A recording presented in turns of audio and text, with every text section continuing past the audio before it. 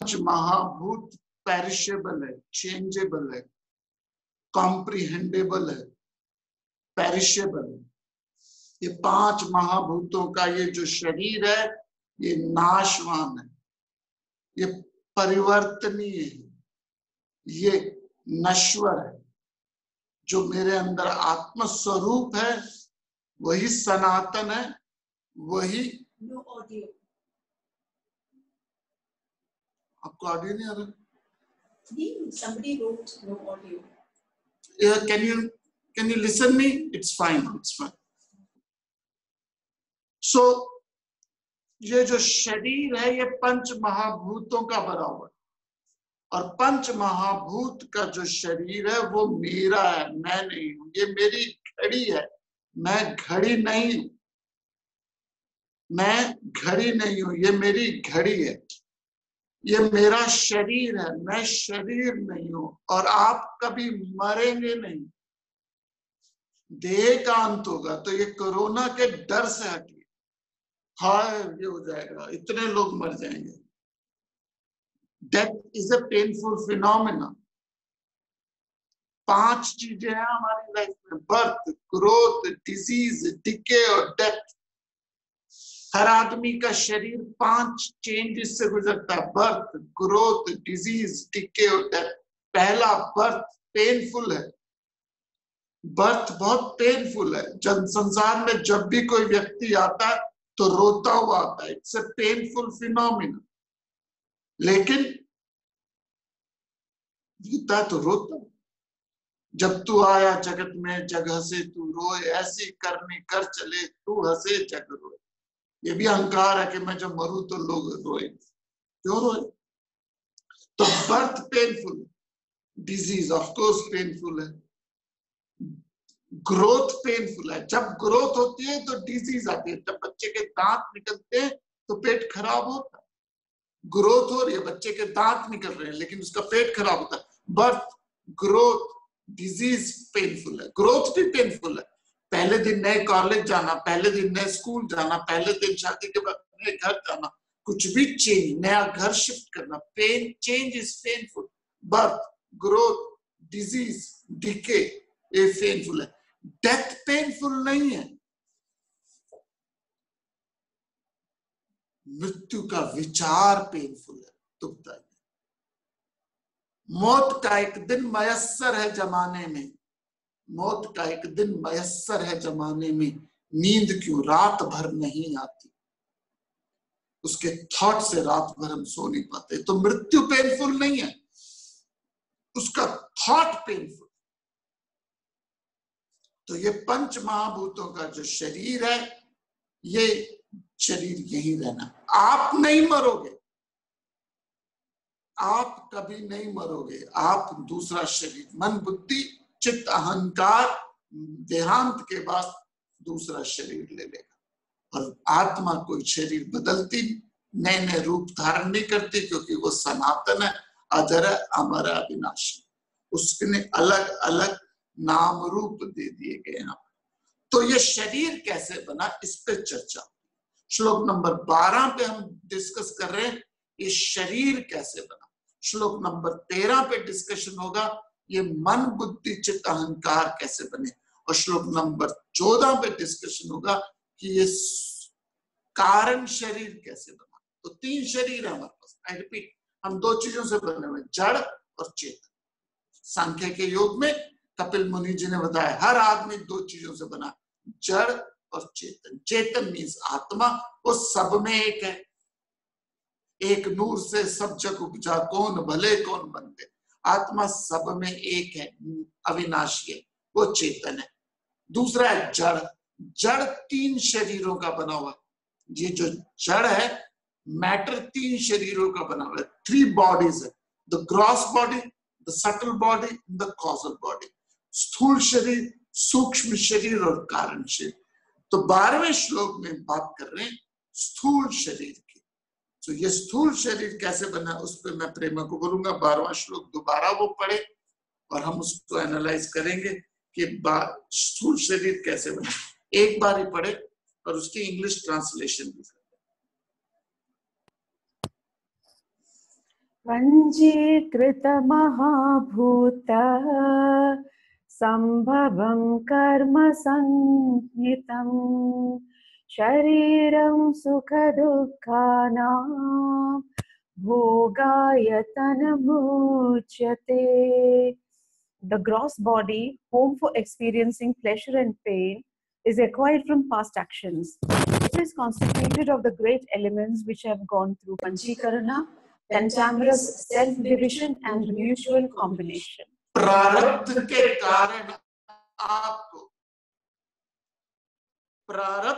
कारण आपको पिछले कर्मों से निमित्त हुआ ये शरीर मिलता है। तो ये जो शरीर आपको मिला है आपके पिछले प्रारब्ध के कारण मिला। प्रारब्ध को भाग्य कह दो, प्रारब्ध को डेस्टिनी कह दो, प्रारब्ध को कुछ भी कह दीजिए। प्रारब्ध का मतलब है आपके स्ट्रॉन्ग प्रारब्ध थे जिसके कारण आपको शरीर मिला। मैं इसको समझा देता हूँ चार्ट से। ये आपका शरीर में मान लीजिए 4 आपकी प्रारब्ध वासनाएं हैं और 96 आपकी संचित वासनाएं।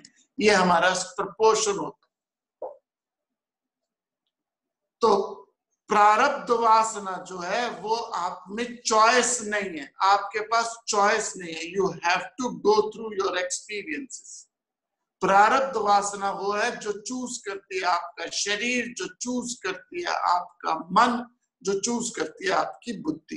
प्रारब्ध वो है जो आपकी स्ट्रॉन्ग डिजायर है। जैसे जिस घर में आप जन्म हुआ, जिस घर में आप माँ बाप को आपकी प्रारब्ध, और जब प्रारब्ध खत्म हो जाएगी तब आदमी की मृत्यु हो जाती है। जब प्रारब्ध खत्म हो जाती है तब आदमी की मृत्यु हो जाती है। अब आपके पास संचित बची थी, अब संचित बची थी आपके पास 96। अब 96 को आपने बना दी सपोज 960। जन्म में आपने कई अच्छी नई डिजायर बनाई। अब जब आपकी डिजायर संचित बनी, जो इस जन्म की सबसे स्ट्रॉन्गेस्ट संचित है वो आपकी प्रारब्ध बनती है। आई रिपीट, मैं दोबारा बेसिक बता देता हूँ। 2 तरह की डिजायर्स हैं, कामनाएं, वासनाएं, एक प्रारब्ध, एक संचित। प्रारब्ध वो वासनाएं जहां आपके पास चॉइस नहीं है। You don't have a choice, you can't choose your parent, you can't choose your country, you can't choose your body, that's your प्रारब्ध। संचित वो है जहां पे आपके पास चॉइस है। आपके पास चॉइस है कि क्लास से निकल के चले जाओ, आपके पास चॉइस है कि कुछ और देख लो, that free will you have. So मनुष्य के पास प्रारब्ध भी है, संचित भी है। प्रारब्ध अनुभव से खत्म होती है, संचित अनुभव और ज्ञान दोनों से खत्म होती है। जानवरों में सिर्फ प्रारब्ध होती है, संचित नहीं होती। इसलिए शेर के पास चॉइस नहीं है, उसके पास कोई चॉइस नहीं है, वो मर जाएगा लेकिन कभी घास नहीं खाएगा। अब आपकी जैसी प्रारब्ध खत्म हुई, अब इस जन्म की जो सबसे स्ट्रॉन्गेस्ट संचित है, सबसे स्ट्रॉन्गेस्ट जो इस समय की संचित है, वो आपकी नेक्स्ट बर्थ की प्रारब्ध बनती है। तो प्रारब्ध के कारण आपको शरीर मिलता है। कौन सा शरीर मिलता है? जैसी आपकी स्ट्रॉन्ग डिजायर है। तो यदि आपकी डिजायर स्ट्रॉन्ग ज्यादा है लेजीनेस की, तो बॉडी आपकी क्लमजी हो जाएगी, लेथार्जी हो जाएगी। डिजायर में ऊर्जा बहुत है, प्रारब्ध में डायनामिज्म बहुत है, तो बॉडी आपकी वेरी एक्टिव है। अब उसको और डिटेल में यहाँ भगवान आदि शंकराचार्य बताते हैं कि आपका जो शरीर है वो 5 महाभूतों से बना है। हम कई बार बता चुके हैं आपको, ये 5 महाभूत। तो यदि आप नोटिस करें तो ये 5 महाभूत जो है ये पहले जब होते हैं तन मात्रा में तो प्योर होते हैं, लेकिन धीरे धीरे धीरे इसमें परमिटेशन कॉम्बिनेशन आता रहता है, और कॉम्बिनेशन आके 5 महाभूत इन स्वरूप में आ जाते हैं, जिसको हम कहते हैं पंचीकरण, तन मात्रा का परमिटेशन कॉम्बिनेशन। मैं इसको बहुत सिंपल लैंग्वेज में बताने की कोशिश करता हूँ। देखिए जो पानी है, जैसे ये पानी है, ये शुद्ध पानी नहीं है, इसमें 4 एलिमेंट और मिले हुए। रिपीट, जल जो है वो शुद्ध जल नहीं है, इसमें 50% जल है, बाकी 22 जितना परसेंट लगा लीजिए, बाकी 50% 4 तत्व है। इस पानी में अग्नि भी है, ध्यान से सुनिएगा। इस पानी में अग्नि भी है, इस पानी में हवा भी है, इस पानी में पृथ्वी भी है, इस पानी में आकाश भी। आई रिपीट, ये पानी जो है आपके सामने, मेरे सामने, ये 5 तत्वों का मिक्सचर है, प्योर पानी नहीं है। इसमें अग्नि भी है। I explain you. पानी बना किससे? यह आज से 5000 साल पुराने फिलॉसफी है जो आज हम बता रहे हैं। पानी बना किससे? हाइड्रोजन से और ऑक्सीजन से। केमिस्ट्री में आपने पढ़ा होगा पानी का फार्मूला क्या है? पानी का फार्मूला H2O। ना, hydrogen is a combustible gas.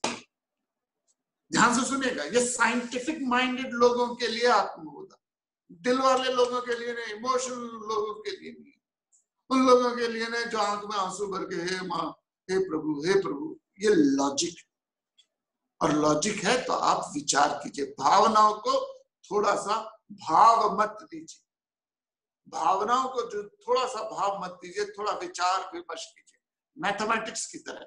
तो ये जो पानी आपको नजर आ रहा है, मुझको नजर आ रहा है, ये एक पंच तत्वों में एक तत्व। 5 तत्व कौन कौन से? अग्नि, जल, पृथ्वी, वायु, आकाश। तो पंच तत्व है। तो पंच तत्व जब प्योर फॉर्म में होते हैं तो वो आभास नहीं होता उसका, वो दिखते नहीं है, वो प्योर फॉर्म में आपको कॉम्प्रिहेंड होते हैं। कॉम्प्रिहेंड कब होते हैं? जब वो परमिटेशन कॉम्बिनेशन आते हैं। तो 5 तत्व में पानी तत्व। अब पानी का formula H2O। Now what is H2O? यदि कोई भी केमिस्ट्री का बच्चा आपको बता देगा, H2O का फॉर्मूला है hydrogen plus oxygen. Hydrogen is a combustible gas, अर्थात हाइड्रोजन वो गैस है जो ज्वलनशील है, जिसमें आग लगती है। एंड ऑक्सीजन वो गैस है जो आग लगाने में सपोर्ट करती है। A combustible gas combined with the supporter of combustion creates water which extinguishes the combustion। अर्थात एक ज्वलनशील गैस दूसरी गैस जो उस आग लगाने में सहायता करती है, दोनों मिलती है और बनाते हैं पानी जो आग बुझाता है। यदि ये आश्चर्य नहीं है तो क्या आश्चर्य। तो पानी में अग्नि भी है, पानी में हवा भी है, हाइड्रोजन ऑक्सीजन गैस है, हवा है। पानी में मिनरल्स भी है, हर पानी में मिनरल्स है, अर्थ एलिमेंट भी। पानी में स्पेस भी है। सो एक पानी में अग्नि भी है, वायु भी है, आकाश भी है, पृथ्वी भी है। बाय द सेम टोकन हवा में, वायु में पानी भी है, मॉइस्चर है, वायु में अग्नि भी है, हीट, अग्नि, वायु में जल भी है, अग्नि भी है, वायु में पृथ्वी भी है, एलिमेंट भी है, वायु आकाश में भी है। सो वेदांत कहता है ये जो शरीर हमारा बना है ये प्योर पंच महाभूतों का नहीं बना, ये पंच महाभूतों का परम्यूटेशन और कॉम्बिनेशन। प्योर 5 तत्व जब मिलते हैं तो सूक्ष्म शरीर बना देते। प्योर 5 तत्व जब मिलते हैं तो वो सटल बॉडी बनाते हैं, और सटल बॉडी में भी भाव है, 5 भाव। तो क्या है? श्लोक नंबर 13 हम देखते हैं सूक्ष्म शरीर कैसे बना। श्लोक नंबर 13 आत्मबोध। पंच प्राणमनो बुद्धिः दशेन्द्रिय समन्वितम् अपंचीकृत भूतोत्थं सूक्ष्मांगं भोगसाधनम्।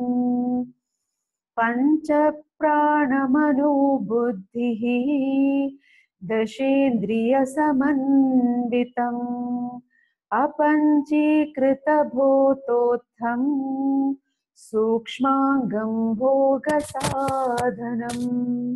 The subtle body, instrument of experience, formed from the elements before Panchikarana, consists of the 10 senses, 5 pranas, mind and intellect. पंच महाभूत जो बने हैं, पंच महाभूत जो बने हैं वो पंचीकरण के अपंचीकृत सूक्ष्म भूतों से उत्पन्न पंच प्राण, 10 इंद्रियां, मन और बुद्धि से मिलके ये सूक्ष्म शरीर बना। सो आपका मेरा जो शरीर है वो पंच महाभूतों से बना हुआ है, लेकिन ये सूक्ष्म सूक्ष्म भूत है। आई रिपीट, मैं दोबारा रिपीट करता हूं, कंफ्यूजन ना हो कभी किसी को, क्योंकि if you understand the philosophy it's all right, if you understand the philosophy it's all right, if you don't understand the philosophy it's all right, but if you misunderstood the philosophy that created chaos. I repeat, यदि आप शास्त्र समझ जाओ तो ठीक, ना समझो तो ठीक, गलत समझ लो तो मुश्किल। हर आदमी संसार में, हर जीव, जो भी जीव है, चाहे वो घोड़ा है, बकरी है, चाहे कीड़ा है या मनुष्य, हर आदमी, हर जीव दो चीजों से बना है, जड़ और चेतन। हर जीव, उसमें आत्मा भी है और उसमें शरीर, मन, बुद्धि भी है।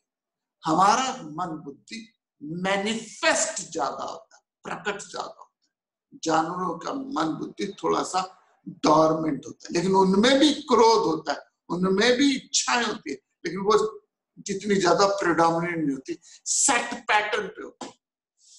लेकिन आपका मेरा जो मन बुद्धि, तो स्थूल शरीर, आई रिपीट, दो चीजों से बना, जड़ चेतन। चेतन का सब में एक है, जड़ तीन शरीरों का बना हुआ है, स्थूल बुद्धि, सूक्ष्म बुद्धि, कारण शरीर। Gross body, subtle body and causal body. Subtle body, causal body. तो सटल बॉडी जो है, सूक्ष्म, ग्रॉस बॉडी पंच प्राणों का बना हुआ ग्रॉसी फॉर्म, अग्नि, जल, पृथ्वी, वायु, आकाश। डेथ कब होती है? जब पंच प्राणास डिसॉल्व हो जाते हैं। सबसे पहले सांसें निकलती हैं, उसके बाद अग्नि, बॉडी ठंडी हो जाती है, फिर शरीर डिहाइड्रेट हो जाता है, फिर आप अग्नि में जला दो तो मिट्टी मिट्टी में मिल जाती है, और हमारे यहाँ मटका तोड़ा जाता है तो स्पेस स्पेस में चला गया। ये आपके मेरे सबके शरीर का फिनाले है। अब ये जो अंतःकरण है, मन बुद्धि चित्त अहंकार है, यहाँ पे शास्त्र कहते हैं ये पंच प्राणों से भी जुड़े हुए, अपंचीकृत सूक्ष्म भूत, पांच प्राण, 10 इंद्रियां, मन और बुद्धि मिलकर ये सूक्ष्म शरीर बनाते हैं। अब मैं आपको एक और चीज थोड़ी सी और समझा दूं, ये जो पंच प्राणा है, ये ग्रॉस बॉडी में भी होते हैं, सटल बॉडी में भी होते हैं। ये हमारी ग्रॉस बॉडी है, ग्रॉस बॉडी, ये हमारी सटल बॉडी है। ग्रॉस बॉडी मीन्स स्थूल शरीर, सटल बॉडी मीन्स सूक्ष्म शरीर। तो ग्रॉस बॉडी और सटल बॉडी को बांधा हुआ है पंच प्राणों में। पांच प्राणों ने ग्रॉस बॉडी और सटल बॉडी को आपस में बांधा हुआ। ये वैसे ही है जैसे एक लकड़ी का पीस और दूसरा लकड़ी का पीस आपस में कीलों से बंधे हुए। ऐसे इमेजिन कीजिए, एक लकड़ी का पीस इधर है, एक लकड़ी का पीस इधर है, दोनों हेडलेस नेल से आपस में बंधे हुए, दिख नहीं रहे नेल, ये कीलें दिख नहीं रही अंदर, लेकिन दोनों कीलों ने दोनों लकड़ी के पीस को बांधा हुआ है। ऐसे ये सूक्ष्म शरीर है, ये स्थूल शरीर, दोनों को बांधा हुआ प्राणों ने। जैसे उम्र बीतती है, एज बढ़ती है, हमारे प्राण वीक होने शुरू हो जाते हैं।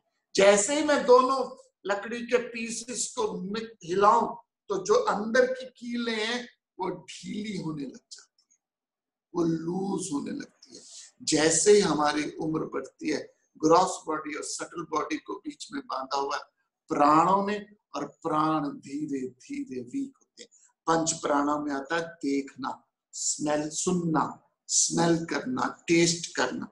तो धीरे धीरे जैसे आपकी मेरी उम्र बढ़ती है, आंखों की दृष्टि कम होने लगती है, कानों का सुनना कम हो जाता है, स्मेल खत्म हो जाती है, टेस्ट खत्म हो जाता है, टच खत्म हो जाता है। हमारी इंद्रियां वीक नहीं होती, प्राण वीक होने लगते। इंद्रियां वीक नहीं हो रही, प्राण वीक हो रहे, और प्राण धीरे धीरे धीरे धीरे वीक होते होते होते जब प्राण पखेरु उतर जाए, हिंदी में कहते हैं प्राण पखेरु उतर जाए, तो ये सूक्ष्म शरीर को, कारण शरीर को बांधा प्राणों ने। प्राणायाम से आप क्या करते हो? प्राणायाम, योग अभ्यास से अपने प्राणों को आप स्ट्रॉन्ग रखते हो, प्राणों को स्ट्रॉन्ग करते, ताकि आपका स्थूल शरीर हेल्थी रहे, स्थूल शरीर तंदुरुस्त रहे। तो प्राणायाम क्या करते, इस सटल बॉडी को स्ट्रांग रखते, प्राणों को स्ट्रांग करते। और जहां प्राण स्ट्रांग है, बॉडी क्या हो जाती है, हेल्थी हो जाती है।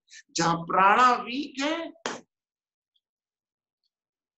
वहां पे बॉडी क्या होनी शुरू हो जाती है, पंच वीक होनी शुरू। ये पंच प्राणा क्या है, प्राण, अपाना, समाना, व्याना और उडाना। पंच प्राणा कौन सा है, प्राण, अपाना, समाना, व्याना, उडाना।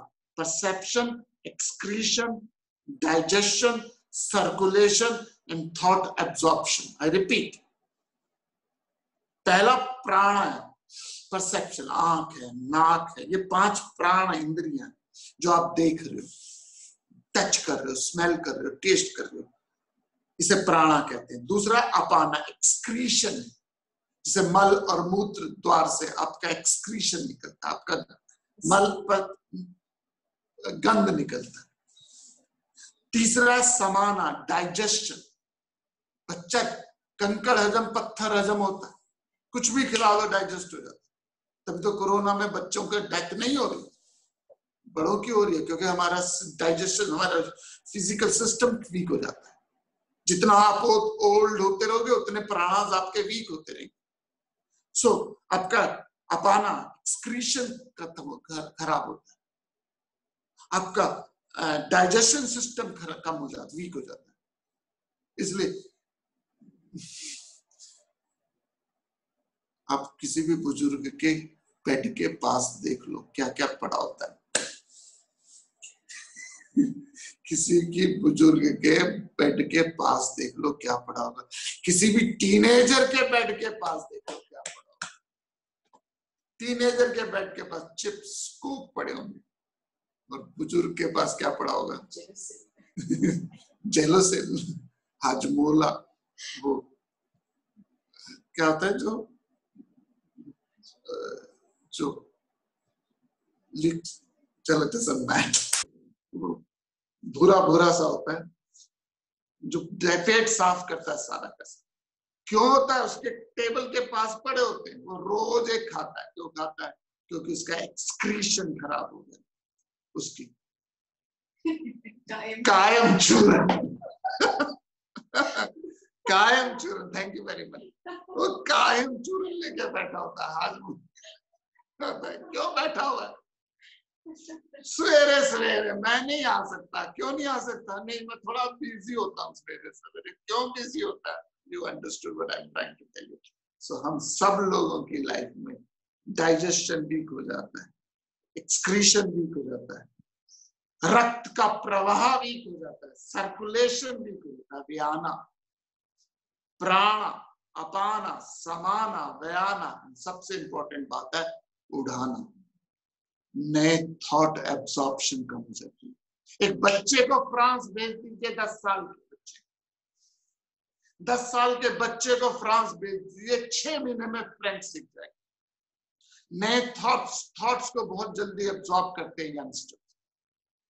और 60 साल के बच्चे को, आदमी को भेज दीजिए, 10 साल बाद भी उसे फ्रेंच नहीं आएगी। नया थॉट एब्जॉर्प्शन में यंगस्टर बड़े क्विक होते हैं, क्योंकि माइंड प्लेन स्लेट की तरह होता है। ऐसे होता है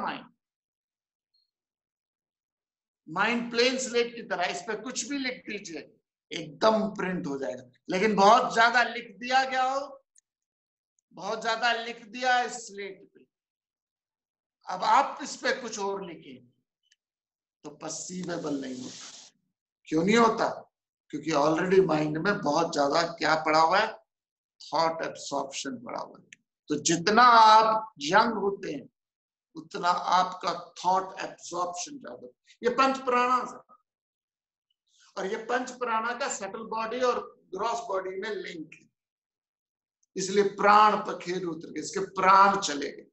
मीनिंग जो कनेक्शन है ग्रॉस और सटल बॉडी के बीच में, ये चला गया।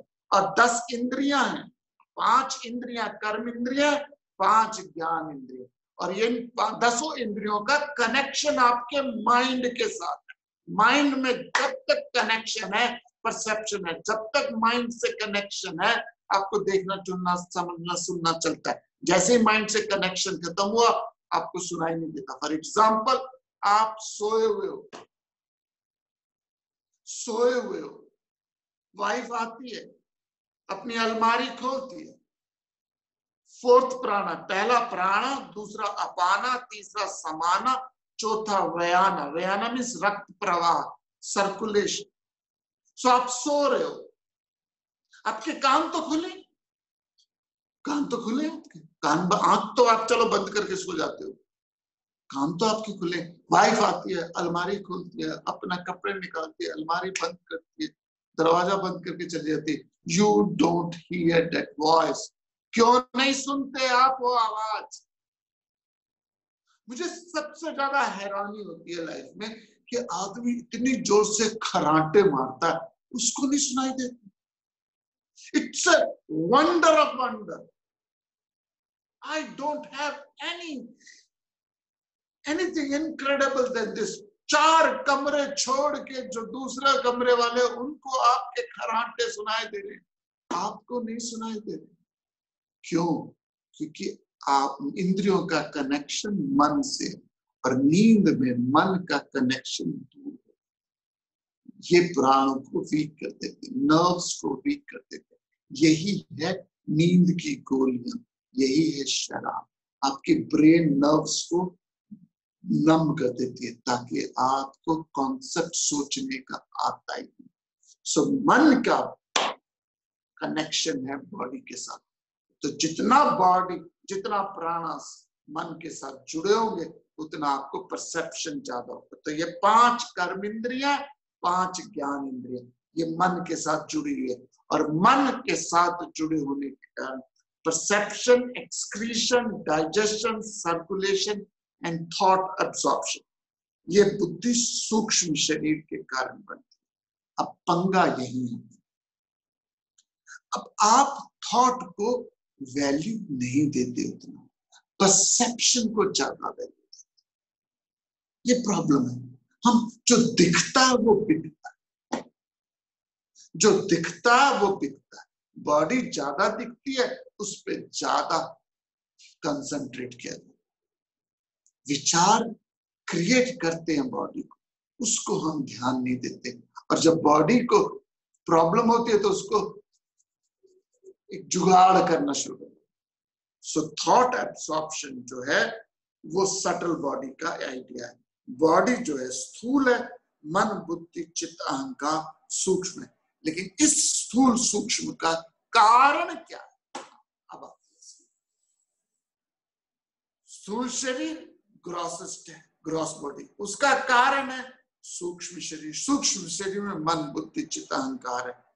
इन सारी चीजों का कॉज क्या है? और वो है श्लोक नंबर 14, आत्मबोध। और वो श्लोक नंबर 14 हम एनालाइज करते हैं आत्मबोधा का, जो कारण शरीर पे चर्चा करते हैं। क्वेश्चन भी आया था मुझे कि आप कॉजल बॉडी को एक्सप्लेन कीजिए। तो आज यहाँ पे हम श्लोक नंबर 14, आत्मबोध, जिसमें शंकराचार्य एक्सप्लेन करेंगे कॉजल बॉडी को। अनाद्य विद्या निर्वाच्य कारणोपाधिरुच्यते उपाधित्रितयादन्यम् आत्मानमवधारयेत्। अनाद्य विद्या निर्वाच्य कारणोपाधिरुच्यते उपाधित्रितयादन्यम् आत्मानमवधारयेत्। Avidya, ignorance which is beginningless and indescribable, is known as the causal body. One should understand the Atman to be other than the 3 bodies. Shankaracharya कह रहे हैं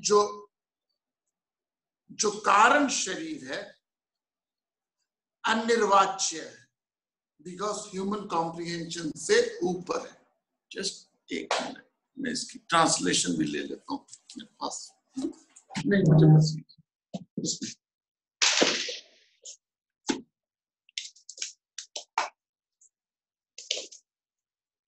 क्या अविद्या, इग्नोरेंस विच इज बिगिनिंगलेस। हम बात कर रहे हैं कॉजल बॉडी की। कॉजल बॉडी बिगिनिंगलेस है, indescribable है, is known as a causal body. One should understand the Atma to be other than these three bodies. Now, क्या कहना चाहते हैं? मैं I'm repeating monotonously again and again just to drive home the idea.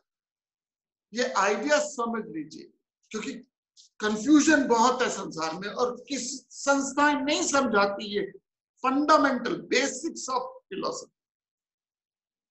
Meditation पे बिठा देती हैं, बात करती है हाईएस्ट फंडा फिलॉसफी की, लेकिन बेसिक नहीं समझाती। आपको मैथमेटिक्स का टेबल आता नहीं और आपको पाइथागोरस थ्योरम सिखाई जा रही है। आपको बेसिक मैथमेटिक्स की टेबल आता नहीं और आपको टेक्नोमेट्री को सिखानी शुरू कर देते। This is what happens in spiritual journey. और वो स्पिरिचुअल जर्नी जब आपको बेसिक मैथमेटिक्स नहीं आ रहा तो कैसे समझाएगा? सो आई एम रिपीटिंग, बार बार रिपीट कर रहा हूं। जैसे टेबल आप बार बार रिपीट करते हो, क्यों करते हो टेबल बार बार रिपीट? ताकि दिमाग में बस जाए। तो हर आदमी दो चीजों से बना हुआ है, हर मनुष्य दो चीजों से बना हुआ है। I am monotonously repeating because it's important. एक है जड़ चेतन, matter spirit. Every living being, चाहे वो अमीबा हो, चाहे वो लिविंग अमीबा हो, चाहे वो हाथी हो, चाहे वो जिराफ हो, चाहे वो डायनासोर, कोई भी, हर जीव दो चीजों से बना है, जड़ चेतन। चेतन आत्मा जो सब में एक है, वो इलेक्ट्रिसिटी है, वो पेट्रोल है, वो सब में। पेट्रोल सारी कारों में एक है, लेकिन हर कार की बॉडी अलग है, इंजन अलग है। मारुति 800 की है, नैनो 600 सीसी की है, मारुति 800 सीसी की है, एम्बेसडर 1200-1600 सीसी की है, कुछ 2000-2400 सीसी की है। तो हर किसी की बॉडी अलग अलग है। मारुति की बॉडी अलग है, नैनो की बॉडी अलग है, एम्बेसडर की बॉडी अलग है, मर्सिडीज बेंज की, रोल्स रॉय की बॉडी अलग है। हर किसी की बॉडी अलग अलग है, हर किसी का इंजन अलग अलग है, लेकिन सब में जो पेट्रोल है वो एक है। सिमिलरली हम सब में आत्मा एक है, हम सब में प्रभु एक है, हम में चेतन तत्व एक है, लेकिन हमारा जो जड़ है वो 3 शरीरों से बना हुआ है। स्थूल शरीर, सूक्ष्म शरीर और कारण शरीर। स्थूल शरीर कार की इंटर बॉडी, सॉरी कार की एक्सटर्नल बॉडी। अब रोज कार की बॉडी को तो साफ करते हो, लेकिन इंजन को सर्विसिंग कभी नहीं कराए, क्या होगा? किसी भी जगह ये रुक जाए। तो हम रोज बॉडी को तो धोते हैं, मन बुद्धि को चित्त अहंकार को धोते। तो 3 चीजों से बनाई ये matter, gross body, subtle body, causal body. Gross body physical body है जो पंच महाभूतों का ग्रॉस फॉर्म है। सटल बॉडी इनर बॉडी है, सूक्ष्म शरीर है जो पंच महाभूतों का सूक्ष्म फॉर्म है, ग्रॉस फॉर्म नहीं, ग्रॉस फॉर्म बॉडी। अब इसका कारण क्या? इस सटल बॉडी और ग्रॉस बॉडी का कारण है आपकी मेरी वासना। इसका दूसरा नाम है कारण शरीर। वासना सिंबलाइज कारण शरीर। अनिर्वाच्य, अनिर्वाच्य मीन्स हमारी समझ से बाहर। वासना अनादि है, कब शुरुआत हुई वी डोंट नो। कई लोग प्रश्न पूछते हैं संसार कब शुरू हुआ, पता नहीं। पहली वासना कब आई, आई डोंट नो। पहली वासना कब आई, आई डोंट नो। सपने में जब तक हो आप पूछ रहे संसार कब शुरू हुआ। सपने में जब तक हो आप सपने की रियलिटी को नहीं समझ सकते। सपने की रियलिटी तभी समझोगे जब सपने से जागोगे। तो सपना जब तक है यू कैन नॉट आंसर ये संसार कब क्रिएट हुआ। तो संसार क्रिएट किया, कब हुआ पता नहीं, अनादि है। कब तक चलेगा? जब तक मोक्ष नहीं मिलेगा तो पता नहीं कितने और जन्म चलेगा। और अविद्या, अज्ञान के कारण, it is because of ignorance the vasana is created. I repeat, vasana is created because of ignorance of Paramatma, ignorance of self. सांप कब क्रिएट हुआ? सामने रस्सी है, सांप कब पैदा हुआ? Ignorance of the rope created snake. It is not the snake created by flashlight.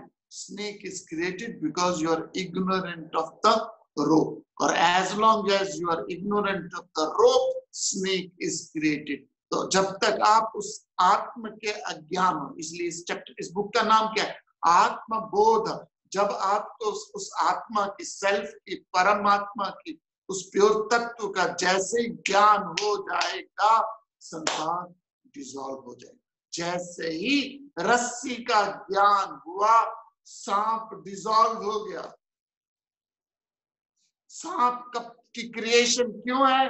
क्योंकि इग्नोरेंस है, रोग। ये संसार की क्रिएशन किस लिए? क्योंकि we are ignorant of our original nature. Our original nature आत्मा प्योर है, इमैक्युलेट है, सर्वव्यापी है। और because of ignorance of the pure consciousness there is a word, and ये वर्ड क्रिएट हुआ because of the non apprehension of the reality. पहली बार ये शब्द सुने थे तो मेरे सर के ऊपर से निकल गए थे, और आपके सर से भी निकलने वाले, लेकिन मैं बोलूंगा क्योंकि मेरे मन में है। The non-apprehension of the reality creates the misapprehension of reality. The non-apprehension and the misapprehension is there as long as you don't apprehend the reality. The moment you apprehend the reality, there's no non-apprehension of reality. Thereby, there's no misapprehension of the reality. समझे? नहीं समझे? He amongst us जो सोचता है कि वो समझ गया, वो नहीं समझा। जो सोचता है नहीं समझा, वो समझ गया। उपनिषद। Apprehension of the reality will not create non-apprehension of the reality, and when there's no non-apprehension of reality, there will be no misapprehension of reality. The misapprehension of the reality is because of the non-apprehension reality. Please send us to this app. किसी ने कहा ये चतुर के 3 idiots की तरह statement लग रही है। Okay. आप कलकत्ता गए, केतान जी सुन लीजिएगा। स्वामी चिन्मयानंद जी का एग्जाम्पल है। आपको मिस्टर चैटर्जी से मिलना है, आप कलकत्ता गए और आपको मिस्टर चैटर्जी को उससे मिलना है, और आपको मिस्टर चैटर्जी को एक एनवलप देना है जो आपको पर्सनली मिस्टर चैटर्जी को देना। और आप उनके ऑफिस में गए, मिस्टर चैटर्जी के ऑफिस में। मिस्टर चैटर्जी ऑफिस में नहीं। मिस्टर चैटर्जी ऑफिस में नहीं थे तो आपने क्या पूछा? कहने लगे वो तो ऑफिस में नहीं है, कल आएंगे। ठीक है, आपके पास कोई ऑप्शन नहीं थी, आप ऑफिस के बाहर गए, आपने थोड़ा सा वॉक किया और एक पार्क में बेंच में बैठ गए। You wanted to meet mister Chatterjee and you don't know who is Mr. Chatterjee. So non-apprehension of Mr. Chatterjee is the cause. Mr. Chatterjee को नहीं जानते, और आप पार्क में बैठे, और आपके पार्क में 7 वाली सीट पे एक आदमी बैठा हुआ। वो मिस्टर बैनर्जी भी हो सकता है, मिस्टर चैटर्जी भी हो सकता है, मिस्टर मुखर्जी भी हो सकता है, मिस्टर चट्टोपाध्याय जी भी हो सकता है। And you start talking. आपने बात करनी शुरू कर दी, ममता दीदी पे बात शुरू कर दी, किसी और टॉपिक पे बात करी, और आपने हेलो बाय बाय करा, बस चले गए। सुबह 9 बजे आप उस ऑफिस में दोबारा पहुंचे और एनवलप लेके चैटर्जी के ऑफिस कैंपस में रूम में पहुंचे तो देखा ये चैटर्जी वही है जो कल पार्क में आपके साथ बैठे। The moment you knew who is Mr. Chatterjee, confusion खत्म हो गया कि वो बैनर्जी है, चट्टोपाध्याय जी है और मुखर्जी।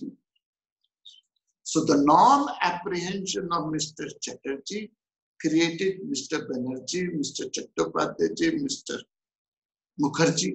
लेकिन जैसे ही आप चटर्जी की ज्ञान हो गई, बैनर्जी, मुखर्जी, चट्टोपाध्याय जी चले गए, वो खत्म हो गई। सिमिलरली जब तक मुझे परमात्मा का, आत्म का ज्ञान नहीं था, संसार मुझे अच्छा बुरा खराब सुख दुख लाभ हानि परेशान करता। जब तक आपको सांप रस्सी का ज्ञान नहीं था, आप उसको सांप समझ सकते थे, आप उसको दीवार में क्रैक समझ सकते थे, आप उसे एक स्टिक समझ सकते थे, आप उसे कोई क्रीचर समझ सकते थे, कुछ भी समझ सकते थे। जब तक आपको रस्सी का ज्ञान था, सामने वाली चीज मिस एप्रीहेंशन हो सकती है। Non apprehension of the rope can create miss apprehension of snake, stick, crack on a wall. लेकिन जैसे ही रस्सी का ज्ञान हुआ, सारी मिसकॉन्सेप्शन खत्म हो।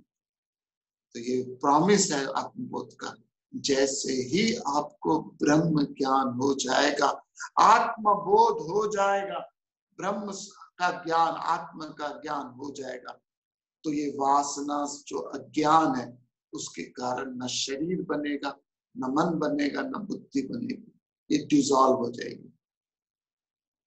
आपको ये सारी चीज नहीं समझ आए, कोई बात नहीं। फिल्म गाइड का आखिरी सीन यूट्यूब में देख। यदि कोई समझ नहीं आई, नो प्रॉब्लम, यूट्यूब में जाके गाइड मूवी का आखिरी सीन देख लेना। Please don't write me sir, आप डाउनलोड करके अपलोड कर दीजिए। थोड़ा सा तपस आप भी करिए। सारा काम नहीं करूंगा तो फिर आप क्या करोगे? प्रवचन दोगे? हम सब लोग हम प्लीज यूट्यूब में गाइड का आखिरी सीन, न सुख है, न दुख है, न लाभ है, न हानि है। अब जो भी इच्छा करूं पूरी हो जाएगी, लेकिन कमबख्त कोई इच्छा ही नहीं। अब न डर है, न खौफ है सांप से, न सांप से डर है, न खौफ है, न टेंशन है, न एजिटेशन है, न पसीने निकल रहे। क्यों? क्योंकि आप जान गए किसको? रस्सी को। जब आप अपने आप को जान जाओगे, संसार का कोई वस्तु, व्यक्ति, स्थिति, परिस्थिति, संसार की कोई व्यक्ति, स्थिति, परिस्थिति आपके मन को डोल नहीं सकता। And that is what we call स्थित प्रज्ञा। प्रज्ञा पूरी तरह से स्थिर। So I will repeat these three things again tomorrow, some morning, because it's not a simple idea. I have to keep on repeating. लेकिन जब तक आपके फंडास क्लियर नहीं होंगे, जब तक मैथमेटिक्स के, केमिस्ट्री के फंडास क्लियर नहीं है, आप केमिस्ट्री, मैथमेटिक्स नहीं सीख सकते। इसी तरह से जब तक आपको वेदांत के फंडामेंटल्स क्लियर नहीं है, तो नहीं सीख सकते। So I will Atmabodha as a subject which clarify your fundas. With this we conclude the class.